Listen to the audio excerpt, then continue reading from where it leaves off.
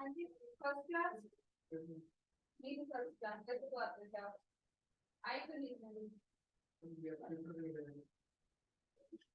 Graduation कर रहे हो कौन सी स्ट्रीम से साइंस पढ़े बस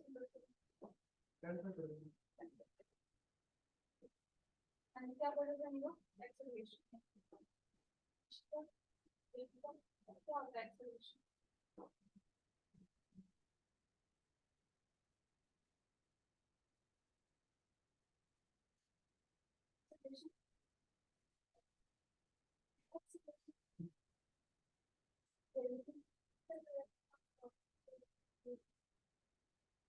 डायरेक्शन ऑफ वेलोसिटी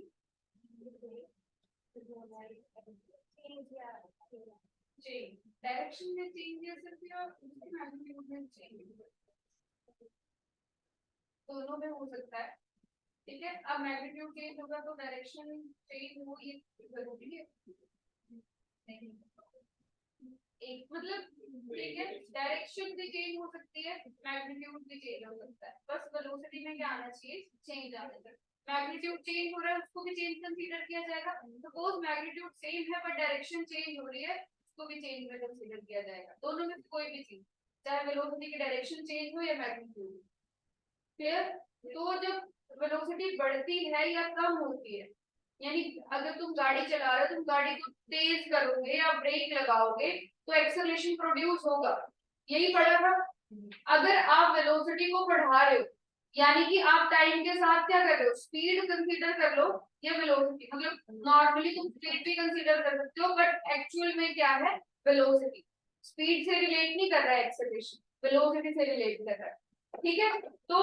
जब डायरेक्शन सेम होती है तब स्पीड और वेलोसिटी सेम होती है अगर डायरेक्शन चेंज नहीं हुई तो स्पीड भी वही होगी जो वेलोसिटी है दोनों में कोई फर्क नहीं होगा उस टाइम पे एक्सेलरेशन ले सकते हैं हम पर देखो अगर वेलोसिटी बढ़ रही यानी कि तुम एक्सेलरेट कर रहे हो उस ऑब्जेक्ट को उस बॉडी को ठीक है तो एक्सेलरेशन पॉजिटिव है बट जब आप ब्रेक लगा रहे हो आप रिटार्डेशन या डी एक्सेलरेशन और you can say negative acceleration produce करते हो क्योंकि वेलोसिटी क्या होती है उस टाइम पे कम होती है क्लियर और जीरो कब बताया था मैंने जब वेलोसिटी सेम रहेगी वेलोसिटी में कोई चेंज नहीं आएगा तो एक्सेलरेशन जीरो रहेगा ठीक है जो कि यूनिफॉर्म कब होगा एक्सेलरेशन यूनिफॉर्म एक्सेलरेशन कब होगा जब रेट ऑफ चेंज जो चेंज होगा वेलोसिटी वो रिमेन्स कांस्टेंट ठीक है अब टाइम के साथ सपोज करो फर्स्ट आप मूव कर रहे हो 20 किलोमीटर पर आवर से नेक्स्ट आवर में आपने अपनी स्पीड को 20 से कितना कर दिया 30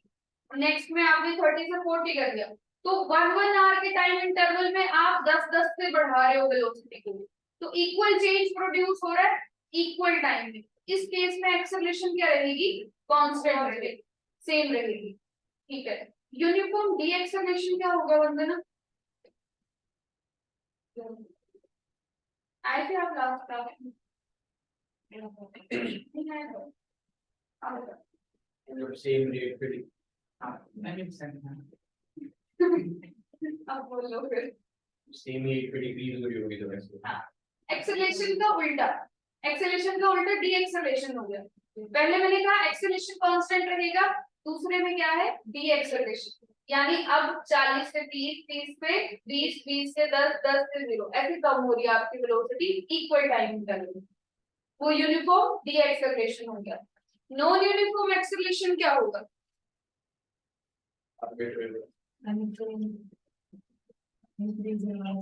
जो वेरी करेगा एक्सेलरेशन वेरी करेगा, टाइम के साथ एक्सेलरेशन वेरी करेगा।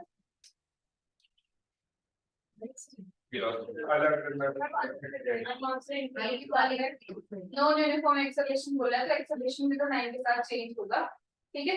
यानी कि सपोज करो पहले आपने अपनी स्पीड को क्या किया, 20 से कर लिया 30, नेक्स्ट में 30 से आपने 35 किया, तो यहाँ पे चेंज है वेलोसिटी का कितना 5, और यहाँ पे कितना है 10, तो ये 1 आवर और 1 आवर कंसीडर कर लूं तो दोनों में एक्सेलरेशन क्या है, अलग अलग है, ठीक है।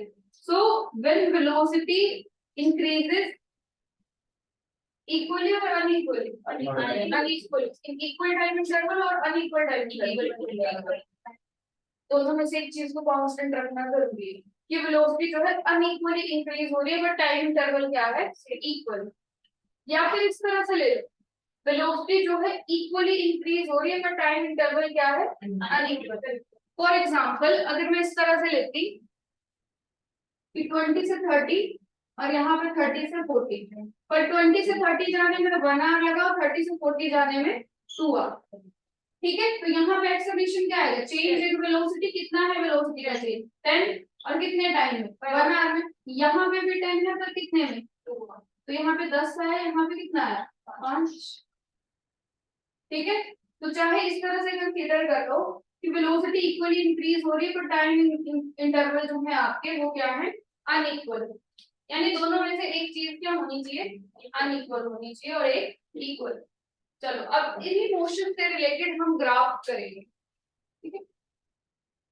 देखो किसी को प्रीवियस टॉपिक में दिक्कत है तो आप रिकॉर्डिंग चेक कर सकते हो, ठीक है। अगर इस बैच की रिकॉर्डिंग नहीं मिल रही है, इवनिंग वाले बैच की रिकॉर्डिंग लगा लो, ठीक है।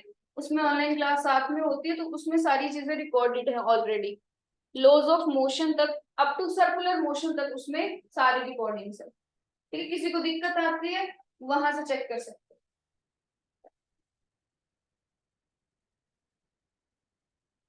ग्राफ आते हैं बनाने, ग्राफ आते हैं बनाने थोड़ा बहुत। सबसे पहले टाइप है डिस्प्लेसमेंट टाइम ग्राफ और you can say distance time graph, distance time बोलो या डिस्प्लेसमेंट टाइम, ठीक है। अब ये जो डिस्प्लेसमेंट टाइम ग्राफ हम ड्रॉ करेंगे, फर्स्ट हम ड्रॉ करेंगे फॉर यूनिफॉर्म मोशन, अलग अलग टाइप पड़ी थी ना मोशन की, तो सबके लिए अलग अलग ग्राफ होगा, वो हम ड्रॉ करेंगे।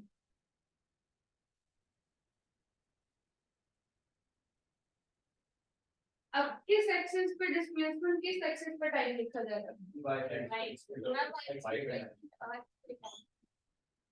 एक्स पे टाइम उल्टा कर सकते हैं, जिसको लगता नहीं तो क्यों,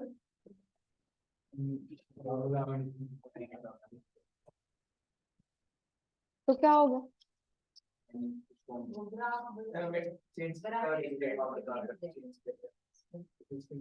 इसका formula distance by time, velocity का फॉर्मूला डिस्टेंस बाय टाइम पर डिस्प्लेसमेंट बाय टाइम, पर यहाँ पे थोड़ी जरूरी है कि हमें वेलोसिटी निकालनी है, उसके लिए हम ऐसे लिख रहे हैं। तो हम ऐसे भी लिख सकते हैं, अगर यहाँ पे डिस्प्लेसमेंट है यहाँ पे टाइम है तो x बाय वाई भी लिखा जा सकता है या नहीं। बेसिकली सिंपल सा रीजन है इसका, जो भी आपका इंडिपेंडेंट वेरिएबल होगा ना हमेशा उसको आप एक्स एक्सिस में लिखोगे। टाइम इज इंडिपेंडेंट, टाइम किसी चीज के ऊपर डिपेंड नहीं करता है, ठीक है। टाइम जो है अपने आप में बढ़ता चलता है, टाइम को फर्क नहीं पड़ रहा, पर डिस्प्लेसमेंट को टाइम का फर्क पड़ रहा है कि टाइम के साथ डिस्प्लेसमेंट या तो बढ़ेगा या कम होगा, बट टाइम इज इंडिपेंडेंट। तो जब भी आप ग्राफ बनाओ दो क्वांटिटीज के बीच में, सो इंडिपेंडेंट वेरिएबल को हमेशा एक्स एक्सिस में लिखना है, क्लियर। इसीलिए टाइम हमेशा एक्स एक्सिस में आता है, और दोनों डिपेंडेंट है, ठीक है। दोनों वेरिएबल्स जो है आपके डिपेंडेंट हैं तो किसी को भी एक्स और वाई में लिख सकते हो आप, क्लियर। पर यहाँ पे हम डिस्प्लेसमेंट को एक्स एक्सिस में नहीं लिख सकते, clear. Velocity time acceleration time, time के साथ जो भी ग्राफ आएगा टाइम हमेशा एक्स एक्सिस पे आएगा आपका, क्लियर। अब यहाँ पे यूनिफॉर्म मोशन, यूनिफॉर्म मोशन होता क्या है निशु,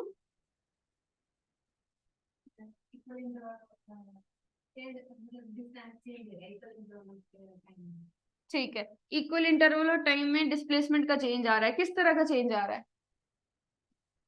इक्वल, ठीक है, डिस्प्लेसमेंट का चेंज है बट इक्वल है। फॉर एग्जाम्पल 5-5 सेकंड के हमने इक्वल टाइम इंटरवल्स यहाँ पे ले लिए। फर्स्ट 0 से शुरू किया, फर्स्ट 5 सेकंड में सपोज आपने 10 मीटर कवर किया, तो नेक्स्ट 5 सेकंड में भी कितना करोगे? 10, नेक्स्ट में भी 10। क्यों? आपकी जो वेलोसिटी है वो क्या है? कांस्टेंट है या सेम है? वेलोसिटी जब यूनिफॉर्म रहेगी, वेलोसिटी सेम रहेगी, तो सेम टाइम में आप सेम डिस्टेंस या डिस्प्लेसमेंट को कवर करोगे। तो यहाँ पे इसी कंडीशन के लिए ग्राफ बना रहे हैं, जैसे 0 से शुरू किया, पहले 5 सेकंड में कितना कवर किया? 10 मीटर। तो यहाँ जैसे पॉइंट आ गया, इस तरह से एक पॉइंट आ गया। अगले 5 सेकंड में, ठीक है, अगले 5 सेकंड में दोबारा से कितना कवर किया?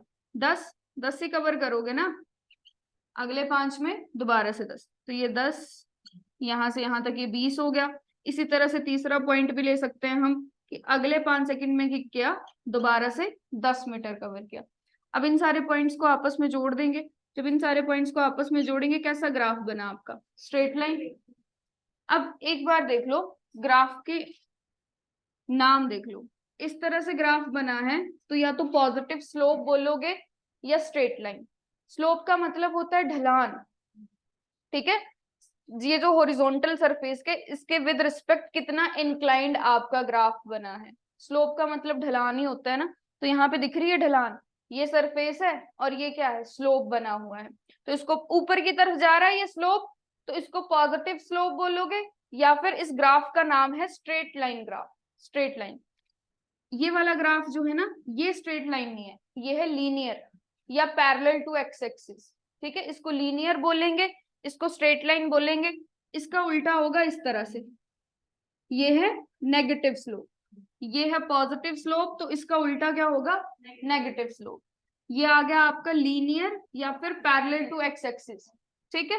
अब इसके बाद ये आ गया आपका कर्व, ठीक है, अपवर्ड कर्व है, और इस तरह से आ जाएगा डाउनवर्ड कर्व, ठीक है, ये अपवर्ड है, ये डाउनवर्ड कर्व, और ये आ गया आपका इरेगुलर ग्राफ। रैंडमली इंक्रीज भी हो, यहाँ पे देखो भले ही अनइक्वली इंक्रीज हो रही होगी चीज, पर ऊपर की तरफ ही बढ़ रहा है, ये नीचे तो नहीं आ रहा है, ऊपर की तरफ ही जा रहा है, और ये नीचे की तरफ आ रहा है। ये कभी अपवर्ड जा रहा है, कभी डाउनवर्ड, अपवर्ड डाउनवर्ड, तो इसको बोलोगे आप इरेगुलर ग्राफ, ठीक है। इरेगुलर है, ये नॉन यूनिफॉर्म है, यहाँ पे ये हो गया पैरेलल स्ट्रेट लाइन, ये डाउनवर्ड स्लोप, और ये हो गए कर्व। भले ही आपको पता है कि ग्राफ ये वाला बनने वाला है, ठीक है, पर अगर आपके दिमाग में ये वाली पिक्चर है, तो सपोज आप इसी को स्ट्रेट लाइन बोल रहे हो, तो हमेशा जो है क्वेश्चन में ग्राफ गिवन नहीं होते, सिर्फ नाम गिवन होते हैं कई बार, तो नाम से भी आइडेंटिफाई करना आना चाहिए। ग्राफ को देख के आइडेंटिफाई करना तो इजी है, बट उसके नाम से आइडेंटिफाई करना मैक्सिमम, मतलब आपको जो क्वेश्चन आते हैं ना, सिर्फ नाम गिवन होंगे, आपने क्या करना है? चूज करना है कि कौन सा ग्राफ बनेगा। जैसे कि आपको आ गया कि dt graph for uniform motion, option आ गए linear, straight line, curve, irregular, ठीक है। तो स्ट्रेट लाइन और लीनियर, इन दोनों में कंफ्यूजन हो जाता है कई बार, ठीक है, तो कैसा बनेगा? स्ट्रेट लाइन, ऊपर की तरफ जाएगा। क्लियर? अब यहाँ पे पहला ग्राफ हो गया आपका स्ट्रेट लाइन। अब जब स्लोप बनता है ना, तो वो स्लोप निकालना भी होता है कि ये हॉरिजॉन्टल सरफेस है, इसके विद रिस्पेक्ट कितना इंक्लाइंड आपका ये ग्राफ बना है, ये जो लाइन आई है ये कितनी इंक्लाइंड है, उसको बोला जाता है slope. So slope of graph, देखो दो मेथड, वैसे तो बेसिक मेथड में आपको बता देती हूँ। बेसिकली आपको निकालना होता है ये वाला एंगल, एंगल से ही पता लगेगा ना कि कितना स्लोप है, कितने एंगल पे इंक्लाइंड है, तो या तो एंगल निकाल लो, एंगल निकालोगे। अब देखो ये वाली लाइन तो आपको पता नहीं है, ये जो बेस है ये आपको पता है क्योंकि ये एक्स एक्सिस की वैल्यू है, और ये जो यहाँ पे परपेंडिकुलर दिख रहा है ये भी पता है क्योंकि ये डिस्प्लेसमेंट की वैल्यू है। सपोज रैंडमली मैंने कोई भी दो पॉइंट्स उठा लिए, पॉइंट ए और पॉइंट बी, और मैंने कहा इनके बीच का स्लोप निकाल के बताओ, तो इस तरह से जो एंगल यहाँ पे बन रहा है ना, वही एंगल यहाँ पे भी बनेगा। अगर आप देखो तो वही एंगल जो है यहाँ पे भी बनेगा, सेम ही एंगल है ना, ये इंक्लाइनेशन ही बता रहे हैं तीनों। तो कोई भी पॉइंट पे आप ये निकालोगे तो एंगल थीटा ही आएगा, जो ये वाला एंगल है। तो जैसे मैंने दो पॉइंट्स के बीच में उठा लिया, अब जिस पे एंगल बना हो वो क्या होता है आपका बेस, उसके सामने वाला परपेंडिकुलर, और ये क्या हो गया आपका हाइपोटेन्यूज।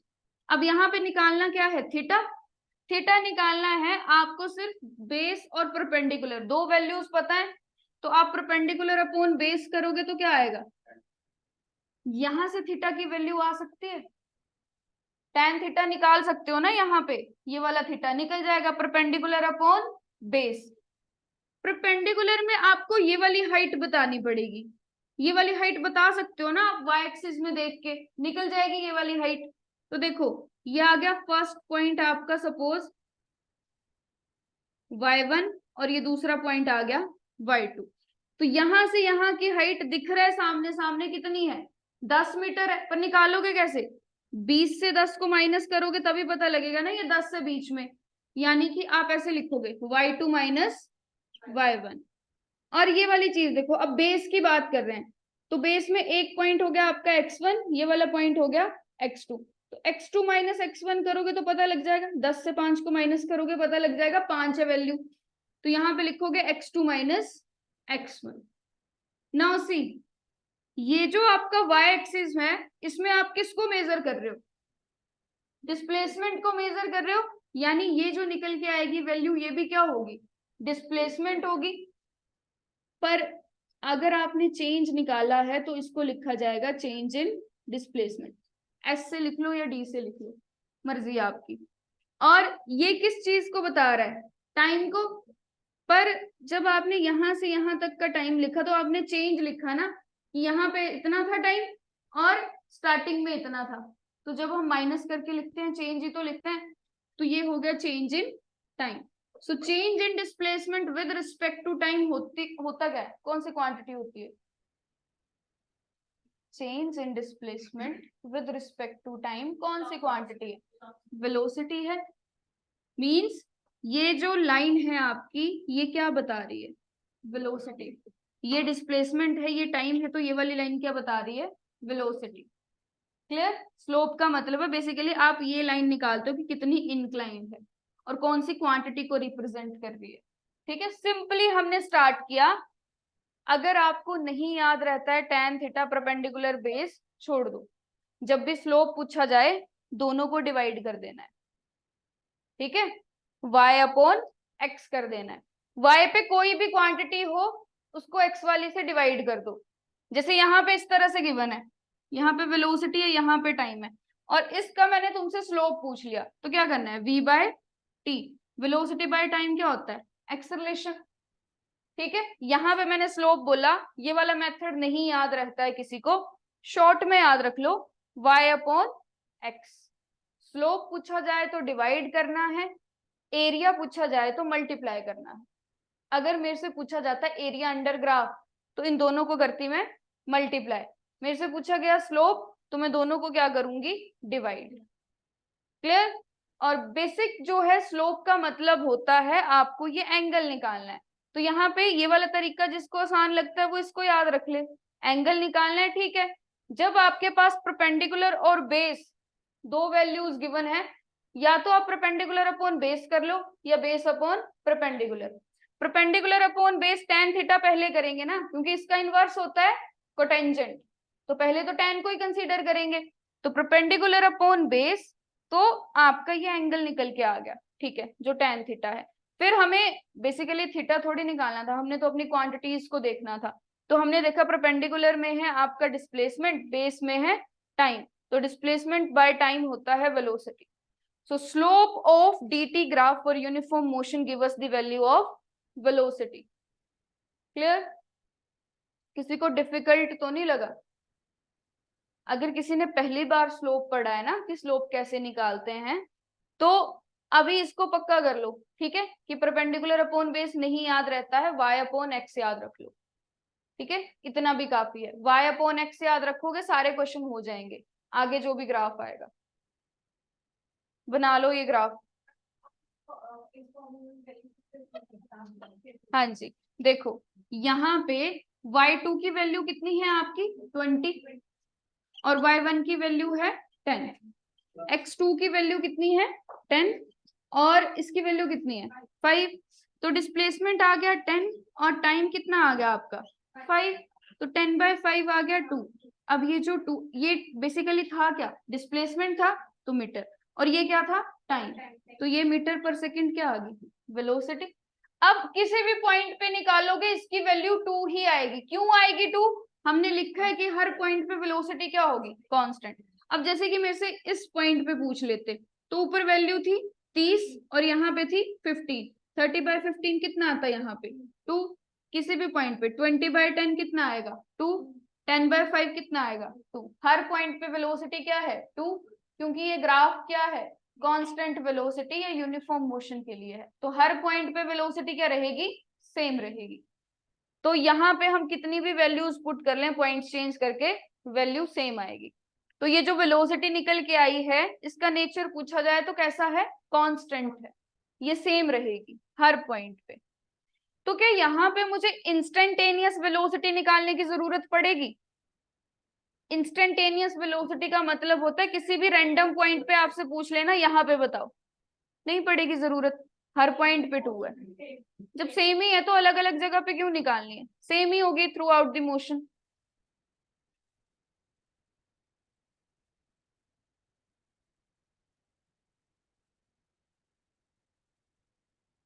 नोट कर लो।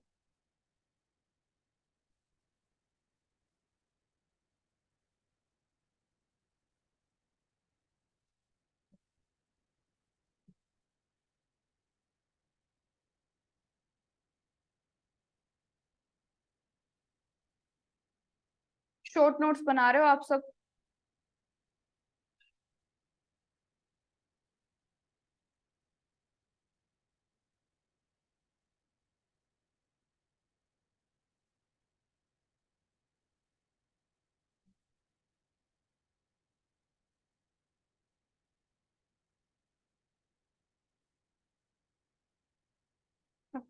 कर लिया नोट, ये कर रहे हो अभी।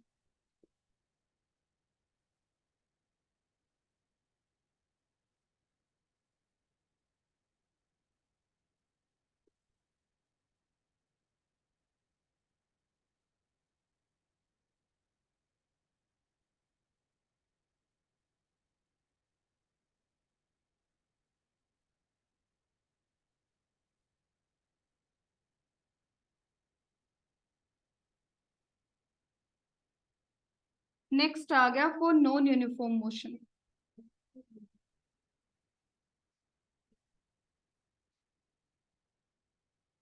डाउट है कुछ, कर लिया तो note. Non uniform motion, non uniform motion का मतलब क्या होता है हरप्रीत कमल। स्लोप, स्लोप सेम ना हो, स्लोप सेम ना हो,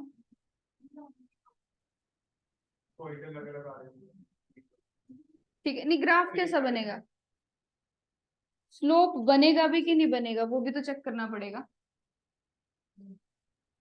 है ना। स्लोप का मतलब है इस तरह से इंक्लाइन सरफेस बन भी रहा है या नहीं बन रहा है, वो भी तो चेक करना पड़ेगा।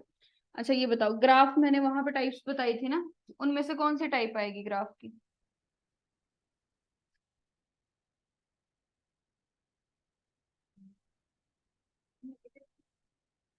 नेगेटिव स्लोप का मतलब होता है किसी चीज का कम होना, तो कम होगी। देखो आप आराम से चलो, ये जल्दी जल्दी चलो, डिस्टेंस या डिस्प्लेसमेंट तो कवर हो गई। नॉन यूनिफॉर्म का मतलब है आपकी वेलोसिटी जो है वो वेरिएबल है, वेरिएबल का मतलब है वो चेंज होगी, ठीक है।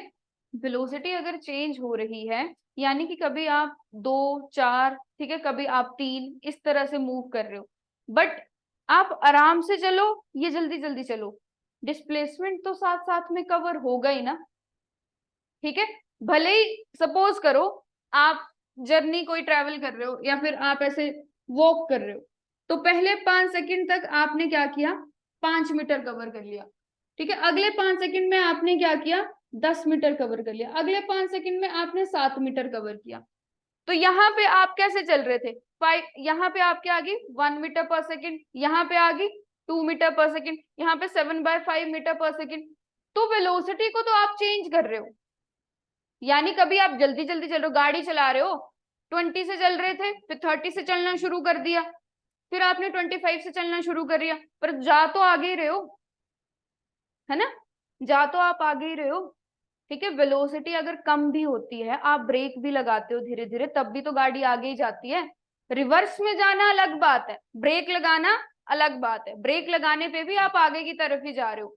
तो वेलोसिटी बढ़े या कम हो, मूव तो आपको आगे की तरफ ही करना है, यानी डिस्प्लेसमेंट तो बढ़ता रहेगा, बस अनइक्वली बढ़ेगा। फॉर एग्जाम्पल यहाँ पे देखो, यहाँ पे इक्वल टाइम इंटरवल्स ले लिए मैंने, ये 5, ये 10, ये 15, 5-5 सेकंड के टाइम इंटरवल्स ले लिए। फर्स्ट 5 सेकंड में सपोज आपने 10 मीटर कवर किया, तो यहाँ पे पॉइंट आया। अगले 5 सेकंड में आपने क्या किया, अगले 5 सेकंड में आपने 5 मीटर कवर किया, तो यहाँ जैसे पॉइंट आएगा कहीं पे नीचे आएगा ना, इस वाले पॉइंट से तो नीचे ही आएगा। अगले में आपने क्या किया, अगले में आपने 20 कवर कर लिया, तो यहाँ जैसे पॉइंट आएगा। तो कुछ भी हो, कैसा भी कर्व बन रहा हो, बनेगा तो अपवर्ड ही। समझ रहे हो मेरी बात? अगर आप इस तरह से बनाते ना, ये वाला ग्राफ अगर आप सपोज कर रहे हो, इसका मतलब है आप आगे जा रहे हो, फिर आप क्या कर रहे हो, पीछे जा रहे हो, फिर आप आगे जा रहे हो, फिर आप पीछे आ रहे हो। पर बेसिकली काम ये हो रहा है कि कुछ भी है, हम जल्दी जल्दी चल रहे हैं, कम चल रहे हैं, पर जा तो हम आगे रहे हैं, तो कर्व ग्राफ बनेगा। ठीक है, कर्व का मतलब है डिस्प्लेसमेंट जो है इंक्रीज तो हो रही है, पर अनइक्वल अमाउंट से इंक्रीज हो रही है इन इक्वल टाइम इंटरवल। ठीक है, समझ गए? तो कैसा ग्राफ बनेगा, कर्व। ये तो मैंने जैसे बिल्कुल ही ऐसे बना दिया ना, स्पेसिफिक कर्व, एग्जैक्ट ऐसे नहीं आएगा, पर आएगा आपका अपवर्ड कर्व ही। हमेशा याद रखना, बहुत बार इन दोनों नॉन यूनिफॉर्म पढ़ के इन दोनों में कंफ्यूजन आता है कि नॉन यूनिफॉर्म है तो इरेगुलर होना चाहिए। ठीक है, तो फिर कर्व कब आएगा, इरेगुलर कब आएगा, क्वांटिटी बढ़ रही है फिर डिक्रीज, अपनी डायरेक्शन को चेंज कर रही है, तो अपवर्ड गए फिर पिछली तरफ आ गए, अपवर्ड गए फिर पिछली तरफ आ गए। अगर मैंने यही ग्राफ आपको इस तरह से बना के दे दिया, फिर इसका मतलब आप, जैसे मैंने यहां से चलना शुरू किया, मैं आगे गई, पर जब मैं वापस आई तो यहां से भी कहाँ चली गई, पीछे। मैंने शुरू तो यहां से किया था, बट मैं उससे भी पीछे चली गई।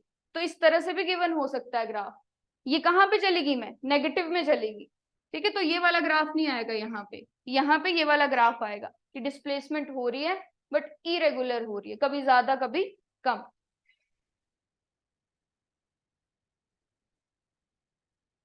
देखो, एकदम से बात को मान नहीं लेना जब तक आपको सेटिस्फेक्शन नहीं हो जाए। ठीक है, ये रीजन है, इसलिए जो मैंने सोचा था वो मेरा आंसर इसलिए गलत हुआ।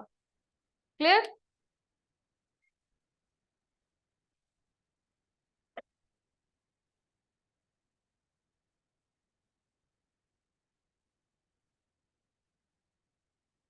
क्लियर? इसमें स्लोप बनेगा, स्लोप इसमें ऐसा तो कोई स्लोप नहीं दिख रहा। अभी तो हमें बताइए कर्व लाइन है, कर्व लाइन के साथ थोड़ी स्लोप निकलता है, स्ट्रेट लाइन होनी चाहिए। ठीक है, बट रेंडमली आपसे मैं पूछ लूं इस पॉइंट पे वेलोसिटी बताओ, वो कौन सी वेलोसिटी होगी, इंस्टेंटेनियस वेलोसिटी। यहाँ पे इंस्टेंटेनियस वेलोसिटी निकालने की जरूरत पड़ सकती है, क्यों पड़ सकती है, बिकॉज हर पॉइंट पे वेलोसिटी चेंज हो रही है, तो वी डोंट नो कि कौन से पॉइंट पे कितनी वेलोसिटी है, हमें नहीं पता है। पहले तो सेम रह रही थी तो पता है कि हर पॉइंट पे 2 है, अब जो है रेंडमली चेंज हो रही है, रेंडमली चेंज हो रही है, तो किसी भी पॉइंट पे आपसे पूछा जा सकता है यहाँ पे वेलोसिटी बताओ। अब यहाँ पे वेलोसिटी कैसे बताएं, हमने तो स्लोप सीखा है कि स्लोप से वेलोसिटी निकलती है। तो हम क्या करेंगे, हम 2 पॉइंट्स कंसीडर कर लेंगे इस तरह से, एक पॉइंट ले लिया, यहाँ पे दूसरा पॉइंट ले लिया।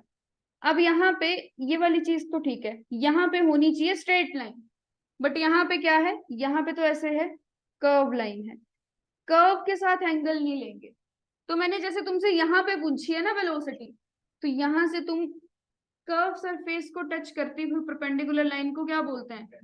टेंजेंट। यहाँ पे हम टेंजेंट ड्रॉ करेंगे। जब टेंजेंट ड्रॉ करेंगे, टेंजेंट के साथ तो एंगल ले सकते हैं, स्लोप यहाँ पे भी बन सकता है, बट यहाँ पे एक चीज एक्स्ट्रा कंसीडर करनी पड़ेगी, दैट इज टेंजेंट।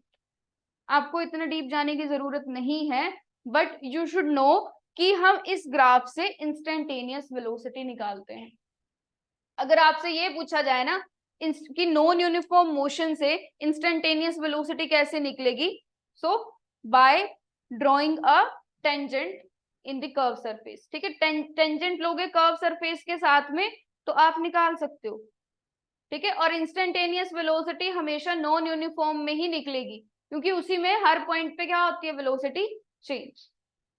तो अगर बनाना है तो बना लो, वैसे याद रखने के लिए इतना ज्यादा पूछा नहीं जाता है, बस ये पूछा जाता है कि इंस्टेंटेनियस वेलोसिटी कौन से ग्राफ से हम निकालेंगे, नॉन यूनिफॉर्म।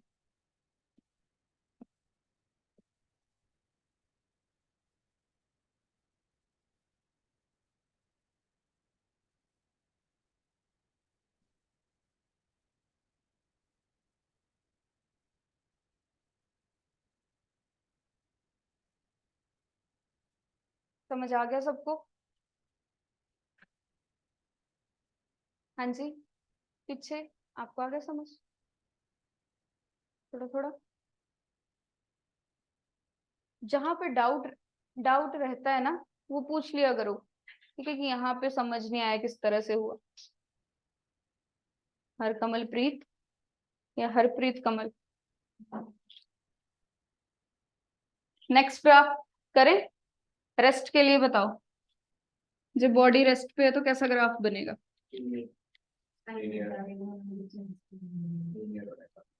लीनियर बनेगा या बनेगा ही नहीं? ठीक है, चलता रहे टाइम, आगे टाइम में ही आएगी वैल्यू, फिर तो वाई में तो वैल्यू नहीं आएगी, है ना?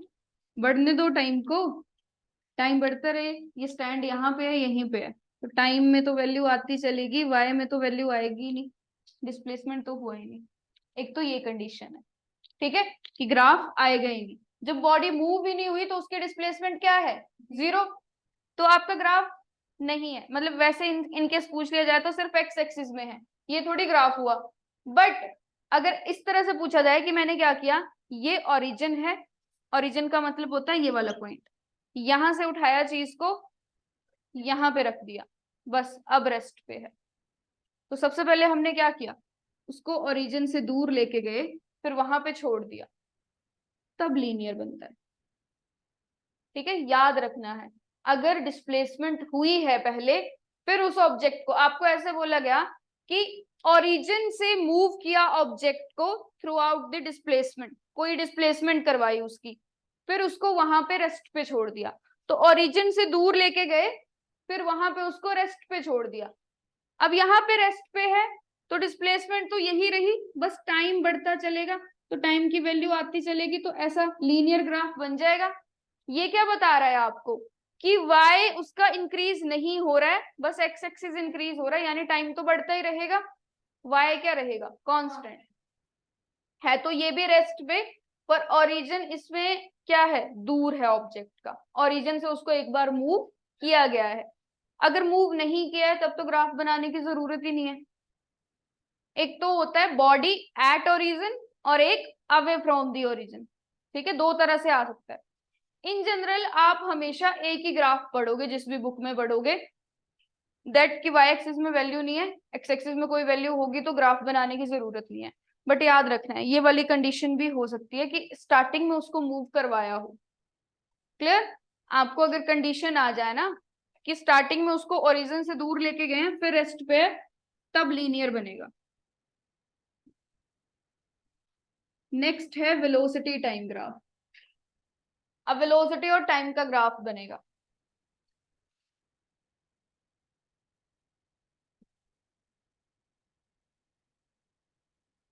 सबसे पहले यूनिफॉर्म मोशन के लिए,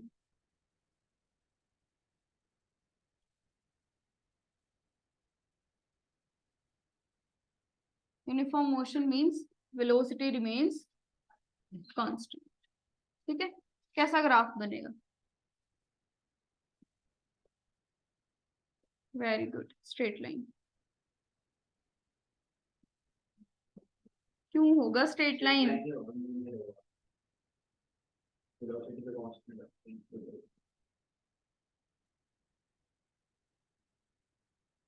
स्ट्रेट लाइन का मतलब है दोनों चीजें साथ साथ में चेंज हो रही, यही मतलब था ना स्ट्रेट लाइन का। डिस्प्लेसमेंट चेंज हो रहा है किसके साथ? टाइम के साथ। बट यहाँ पे वेलोसिटी क्या है? कांस्टेंट है। जैसे स्टार्टिंग में ऑब्जेक्ट रेस्ट पे नहीं है, उसकी कुछ ना कुछ वेलोसिटी है। फॉर एग्जाम्पल 20 मीटर पर सेकेंड से मूव कर रहा है ऑब्जेक्ट, तो वो 20 से ही मूव करेगा, वो अपनी वेलोसिटी को चेंज नहीं करेगा। वेलोसिटी को चेंज नहीं करेगा तो वाई एक्सिस की वैल्यू चेंज नहीं होगी, बट टाइम तो चेंज होता है। तो कैसा ग्राफ आएगा? लीनियर। लीनियर ग्राफ आया आपका। ठीक है, या parallel to X axis graph आपने बना लिया। ना टेल मी, यहां पे स्लोप निकलेगा? स्लोप है ही नहीं। दिख रही है ढलान? सरफेस के साथ ढलान दिख रही है आपको? नहीं दिख रही है ना, तो स्लोप तो है ही नहीं। स्लोप तो 0 है, तो स्लोप निकालने का तो कोई मतलब नहीं है। फिर यहाँ पे भी हम वैसे ही रैंडम 2 पॉइंट्स उठा लेते हैं। एक ये वाला पॉइंट उठा लिया, एक ये वाला पॉइंट उठा लिया, पॉइंट ए पॉइंट बी, क्योंकि उसमें भी स्ट्रेट लाइन में भी इस ए बी लाइन में 2 पॉइंट्स उठाए थे ना, यहाँ पे भी उठा लिए 2 पॉइंट्स। क्लियर? अब उनको वहां पे हमने क्या किया था, इस तरह से पॉइंट्स को y और x को मीट किया था आपस में, ऐसे जोड़ा था। यहाँ पे भी y और x को आपस में जोड़ दिया। ठीक है, यहाँ पे स्लोप नहीं है, बट ये दिख रहा है दोनों पॉइंट्स के बीच में कुछ एरिया कवर हो रहा है। एरिया इनक्लोज हो गया ना, और तो कुछ हुआ नहीं, पॉइंट्स के बीच में एरिया आ गया। अब एरिया का फॉर्मूला क्या होता है? एरिया बेसिकली एल स्क्वायर होता है। एरिया क्या यूनिट क्या होता है? मीटर स्क्वायर, यानी कि एल स्क्वायर। अब देखो, यहाँ पे या तो रेक्टेंगल होगा या स्क्वायर होगा। क्लियर? रेक्टेंगल हो, स्क्वायर हो, कुछ भी हो, होता तो लेंथ इंटू ब्रेड्थ ही है, एल का स्क्वायर ही होता है बेसिकली। तो चाहे इसको लेंथ मान लो, इसको ब्रेड्थ मान लो, या दोनों को ही एल मान लो, तो क्या हो जाएगा? L into L. एरिया तो यही होता है ना। ठीक है, एल इंटू एल, तो इसके यूनिट तो मीटर स्क्वायर आने चाहिए। बट देन हमने देखा कि यहाँ पे ये जो एरिया अंडर वीटी ग्राफ है,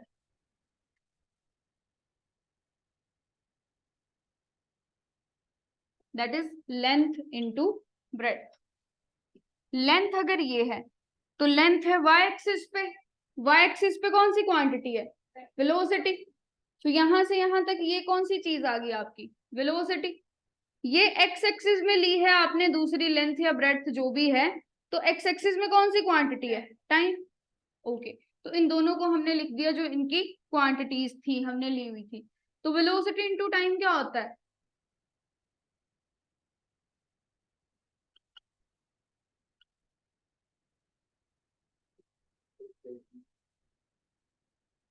change in displacement with respect to time is velocity. So displacement को यही रहने दो, वेलोसिटी और टाइम क्या बन जाएंगे? डिस्प्लेसमेंट नहीं हो जाएगा आपका। अगर आपने ये वाली चीज पढ़ी है ना, डिस्प्लेसमेंट बाय टाइम, वेलोसिटी होता है, टाइम को यहाँ पे ले आओगे तो डिस्प्लेसमेंट की वैल्यू यही आपके पास। यानी कि ये जो एरिया अंडर ग्राफ है वो है क्या? डिस्प्लेसमेंट।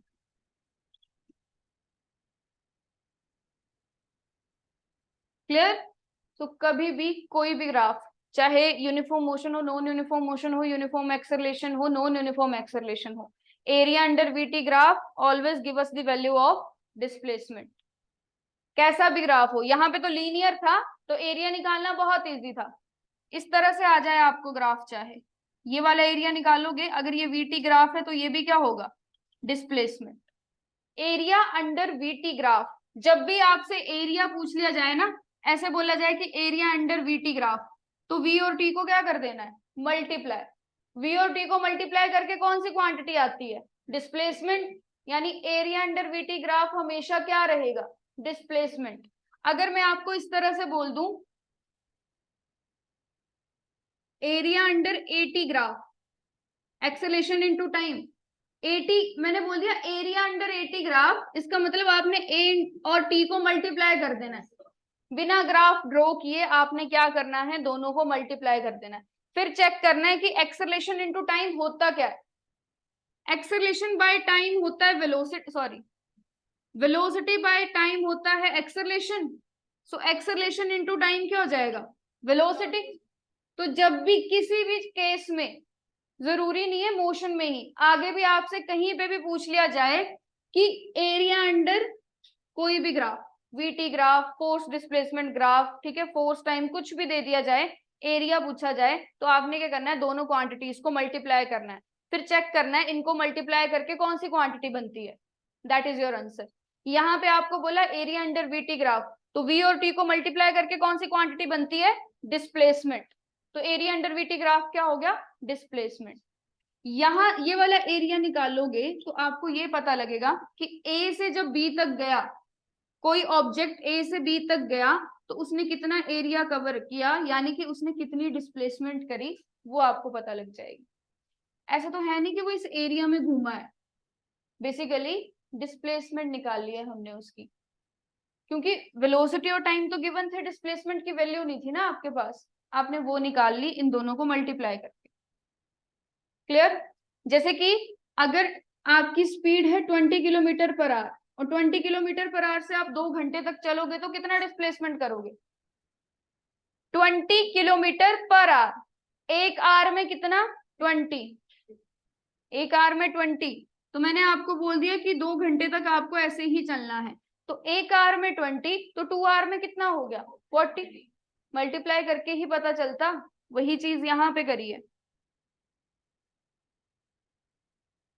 समझ आ गया। एरिया जब भी पूछा जाए, दो क्वांटिटीज को मल्टीप्लाई करना है। और यहाँ पे यूनिफॉर्म मोशन था, वेलोसिटी सेम रहती, हमने वेलोसिटी को 20 है 20 ही रखा, वाई एक्सिस की वैल्यू को ना बढ़ाया ना कम किया। टाइम की वैल्यू इंक्रीज हुई, कैसा ग्राफ बना आपका, लिख लेना वहां पे, लीनियर ग्राफ, साथ में नाम भी लिख लिया करो, लीनियर ग्राफ बना है।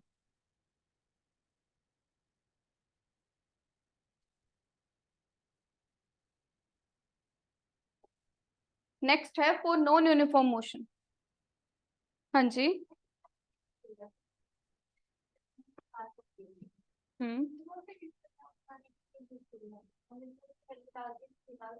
किसमें, इसमें एरिया की जब हम वैल्यू निकाल देते हैं तो इस सिस्टम से हम अपनी वैल्यू निकाल देते हैं और वो निकल जाता है।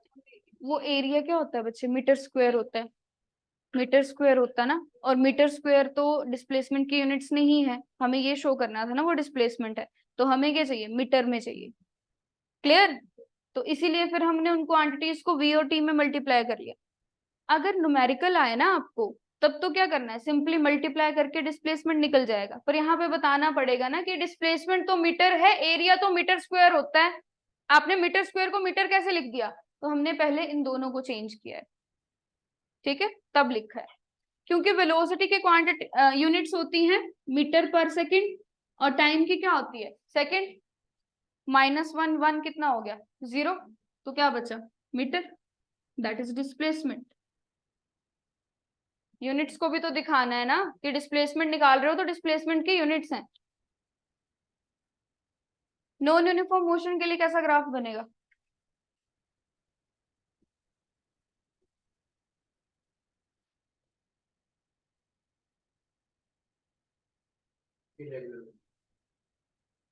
इरेगुलर बनेगा। किसी को कर्व लग रहा है कि कर्व बनेगा,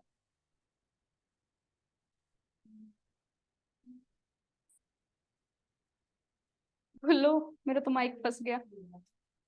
कर्व ग्राफ, किस किस को लगता है curve graph, raise your hands.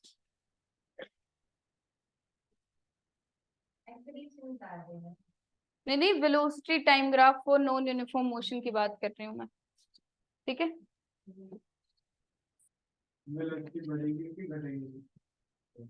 पूछ रहे हो, बता रहे हो, मुझे क्या पता, मैंने तो बता दिया था जब बताना। बढ़ भी सकती है, कम भी हो सकती है। इरेगुलर बनेगा। इरेगुलर क्यों, नॉन यूनिफॉर्म का मतलब है कभी आप अपनी वेलोसिटी को इंक्रीज कर रहे हो कभी डिक्रीज कर रहे हो, ठीक है। अब देखो, जरूरी नहीं है डिक्रीज हो, पर जरूरी नहीं है सिर्फ इंक्रीज ही हो। कभी आप जल्दी जल्दी चलोगे, कभी आराम से चलोगे। ऐसे मोशन को ही तो नॉन यूनिफॉर्म मोशन बोला जाता है, कि रैंडमली किसी भी वेलोसिटी से मूव कर रहे हो। सो रैंडमली वो डिक्रीज भी हो सकती है, इंक्रीज भी हो सकती है। आपको नहीं पता है किस पॉइंट पे इंक्रीज है, किस पॉइंट पे डिक्रीज है, तो सिंपली हम क्या बना देते हैं, irregular graph. That velocity increase भी हो सकती है, डिक्रीज भी, और लास्ट में ये नीचे भी जा सकता है। जैसे मैंने ऊपर की तरफ बनाया ना, ये नीचे की तरफ भी जा सकता है। ये तो जस्ट शो करने के लिए बनाया है कि इरेगुलर होगा, वेलोसिटी कुड बी इंक्रीज और डिक्रीज। तो यहाँ पे उस वाले ग्राफ में तो एक्सेलरेशन 0 है। क्यों है एक्सेलरेशन 0? वेलोसिटी का चेंज ही नहीं है। इस वाले ग्राफ में क्या होगा, एक्सेलरेशन होगा। इट कुड बी पॉजिटिव और नेगेटिव, बट एक्सेलरेशन होगा। क्यों? वेलोसिटी चेंज हो रही है। कभी आप वेलोसिटी को इंक्रीज कर रहे हो, कभी डिक्रीज कर रहे हो, तो एक्सेलरेटेड मोशन होगा ये, यानी इसमें एक्सेलरेशन होगा।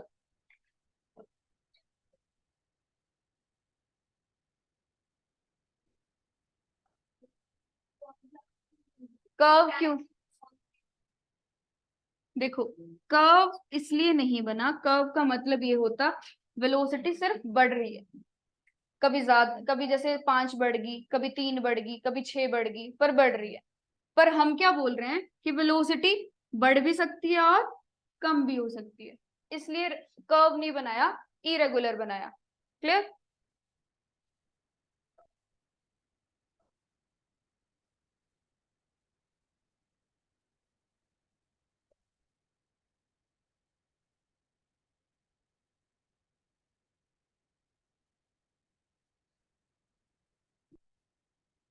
नेक्स्ट है यूनिफॉर्मली एक्सेलरेटेड मोशन।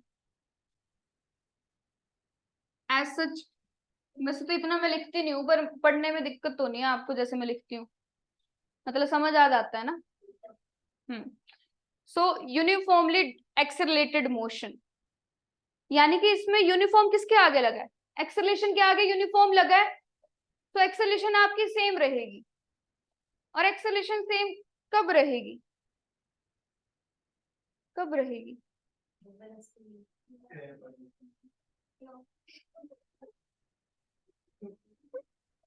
बताओ बताओ।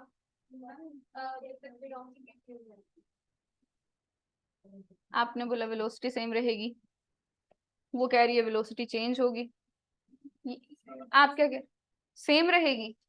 अच्छा, इन्होंने भी सेम बोला। आप बताओ, आप बताओ, चलो आप बताओ। वेलोसिटी इंक्रीज होगी, किस तरह से इंक्रीज होगी? सिर्फ इंक्रीज होती चलेगी, इक्वल टाइम इंटरवल में। कैसे इंक्रीज होगी, इक्वली या अनइक्वली या रैंडमली? इक्वली। ठीक है, ठीक बोला इसने, इक्वल टाइम इंटरवल में। समझ आ रहा है आपको? अगर कंफ्यूजन हो रहा होगा रिकॉर्डिंग्स देख लेना आप, ठीक है। फिर भी कंफ्यूजन रहता है, बाद में पूछ सकते हो आप डाउट्स, ठीक है। वंदना, समझ आ गया? क्या होगा, क्या होगा?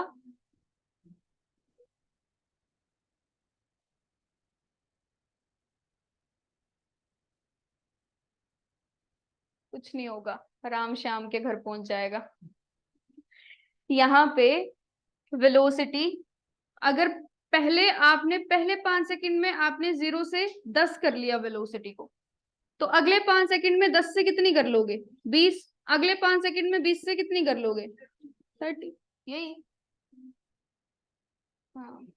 स्ट्रेट लाइन, कैसा ग्राफ बनेगा आपका, स्ट्रेट लाइन ग्राफ बनेगा।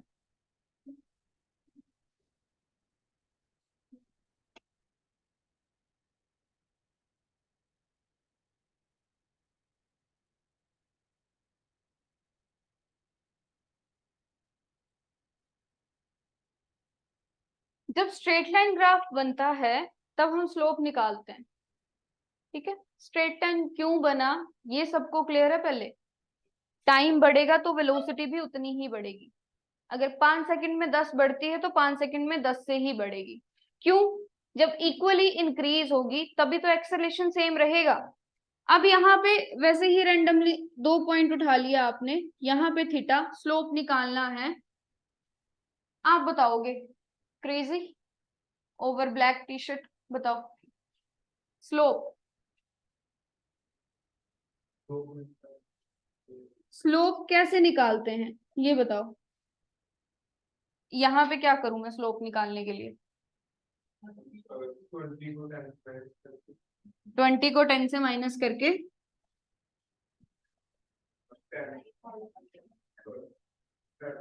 हाँ हाँ बोलो, 10 से 5 को माइनस करूंगी, ठीक है। यानी कि मैं क्या करूंगी यहाँ पे, जो फाइनल वेलोसिटी है उससे इनिशियल वेलोसिटी, ये देखो ये फाइनल हुई, ये क्या हुई, इनिशियल हुई। और टाइम का इंटरवल भी ऐसे लिखूंगी जैसे t2 माइनस t1, अगर ये t2 है तो ये क्या है, t1, इस तरह से लिखेंगे। तो ये क्या बन गया, change in velocity with respect to time. ये डिस्प्लेसमेंट किसने बोला,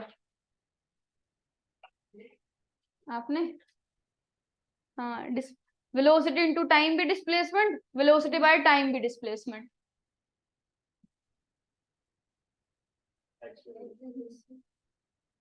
एक्सेलरेशन।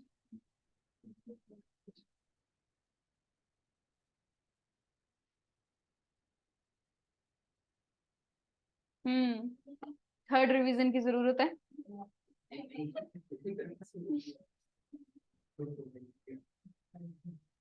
हाँ जी, समझ नहीं आया तब तक नोट नहीं करना है आपने। देखो, इक्वल टाइम में इक्वली इंक्रीज होती है वेलोसिटी, तो हमने फिर स्लोप, स्ट्रेट लाइन ग्राफ बना, हमने स्लोप निकाल लिया। स्लोप के लिए मैंने सिंपल बोला है, वाई एक्सिस में जो क्वांटिटी है उससे उसको डिवाइड कर दो एक्स एक्सिस वाली क्वांटिटी से। परपेंडिकुलर अपॉन बेस ही करते हैं यहाँ पे भी, तरीका तो वही है। अब ये वाली लेंथ निकालनी है तो फाइनल से इनिशियल को माइनस करेंगे, यानी 20 से 10 को माइनस करेंगे, और यहाँ पे 10 से 5 को माइनस करेंगे, ठीक है। सो ये क्या आ गया, चेंज इन वेलोसिटी। यहां से यहां तक हमने चेंज निकाला वेलोसिटी का, ठीक है, और यहां से यहां तक टाइम कितना चेंज हुआ वो निकाला, तो change in velocity with respect to time is acceleration. और ये एक्सेलरेशन सेम रहेगा, कैसे सेम रहेगा देखो, अगर आप इस इंटरवल की बात करो तो कितना आना था आपके पास, 10/5, 10/5 आ जाता तो इसका आंसर क्या होता है यहाँ पे 2। अगर ये दोनों पॉइंट्स उठाते तो 20, 30, 30 माइनस 20 कितना आता, 10, और यहाँ पे 15 माइनस 10, 5, दोबारा से 2 आता। एक्सेलरेशन हर पॉइंट पे सेम है, यूनिफॉर्म एक्सेलरेशन, यानी कि एक्सेलरेशन हर पॉइंट पे क्या है, सेम।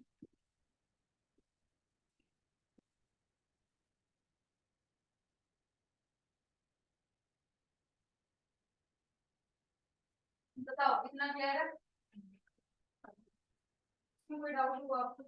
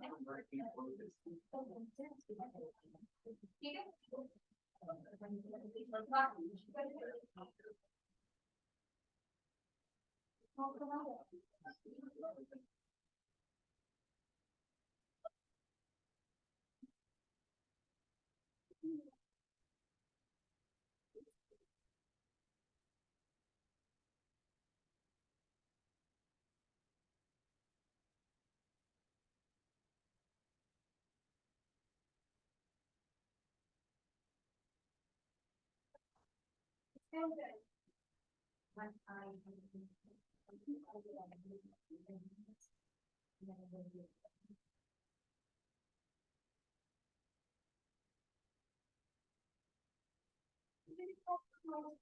जैसे आपने हाँ, जिसने प्रॉपर जैसे कि आपने भी बनाए हैं, पूरे नोट्स बनाए हैं ना, तो उनको नोटबुक दे देना फिर।